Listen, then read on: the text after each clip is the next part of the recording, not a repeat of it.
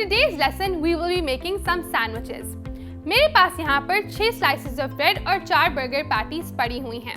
अगर हम इसको केमिकल रिएक्शन की नज़र से देखें तो ये slices of bread और ये burger patties हमारे reactants हैं और इनसे जो हम sandwiches बनाएंगे वो हमारा प्रोडक्ट होंगे। As we proceed to make these sandwiches, हमें realize होता है कि हर sandwich में 2 slices of bread और 1 burger patty required है। इनिशियली हमें ये लगा था कि स्लाइसेस ऑफ ब्रेड ज़्यादा हैं और बर्गर पैटीज कम, लेकिन जैसे जैसे हमारे सैंडविचेस बनते हैं हम देखते हैं कि 3 सैंडविचेस बनने के बाद हमारी ब्रेड तो ख़त्म हो गई, लेकिन हमारे पास अभी भी बर्गर पैटी बची हुई है। इस रिएक्शन में हमारा लिमिटिंग रिएक्टेंट हमारे स्लाइसेस ऑफ ब्रेड हैं, क्योंकि वो डिटरमिन कर रहे हैं कि हमारे पास कितने सैंडविचेस बनेंगे और हमारे पास क्या थियोरेटिकल यील्ड आएगी। आइए अब एक केमिकल इलस्ट्रेशन की मदद से लिमिटिंग रिएक्टेंट के कॉन्सेप्ट को समझें।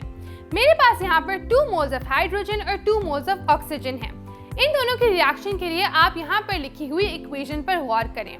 2 moles of hydrogen 1 mole of oxygen के साथ रिएक्ट करके बनाते हैं 2 मोल्स ऑफ वाटर, लेकिन फिर भी मेरे पास 1 मोल ऑफ ऑक्सीजन तो बच गया।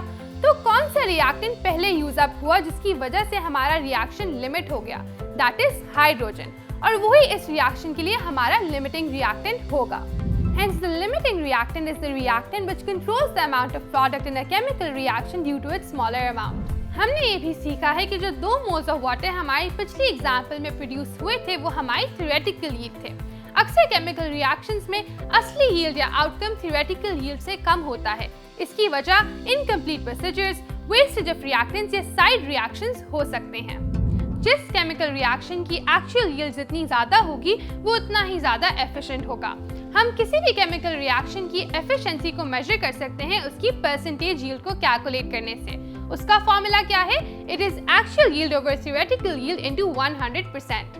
तो अब मैं उम्मीद करती हूँ कि आपको लिमिटिंग रिएक्टेंट और यील्ड के कॉन्सेप्ट्स में कोई भी कंफ्यूजन नहीं रह गई होगी।